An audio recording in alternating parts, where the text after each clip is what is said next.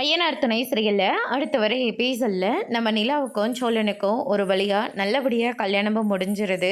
வீட்டுக்கு வந்து ஒவ்வொரு சம்பிரதாயமாக செய்ய ஆரம்பிச்சிடுறாங்க. அதுக்கு அடுத்ததாக சோழனுக்கும் நிலாவுக்கும் வந்து முதலீடு வந்து ஏற்பாடு பண்ணியிருக்காங்க.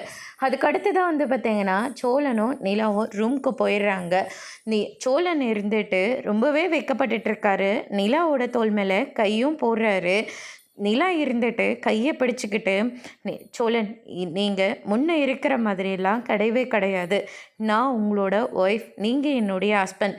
நீங்கள் இனிமேல் எங்கேயுமே தப்பிக்கவே முடியாது. இனிமேல் நீங்கள் எங்கே போகிறீங்க, என்ன பண்ணுறீங்க, எவ்வளோ நேரம் கார் ஓட்டுறீங்க, இப்படி எல்லா உரிமையும் எனக்கு கேட்க எல்லாமே இருக்குது. அதே மாதிரி நீங்கள் சம்பாதிக்கிற சம்பாதனையும் எங்கிட்ட கொடுக்கணும். அதே மாதிரி நீங்கள் எவ்வளோ மாதத்துக்கு சம்பாதிக்கிறீங்க, இது எல்லாத்தையும் நான் உங்களை கேட்க தான் செய்வேன் அப்படின்னு சொல்லிட்டு நிலா வந்து சொல்லிடுறாங்க. இதை கேட்டோன்னு சோழனும் ரொம்பவே சந்தோஷப்படுறாங்க.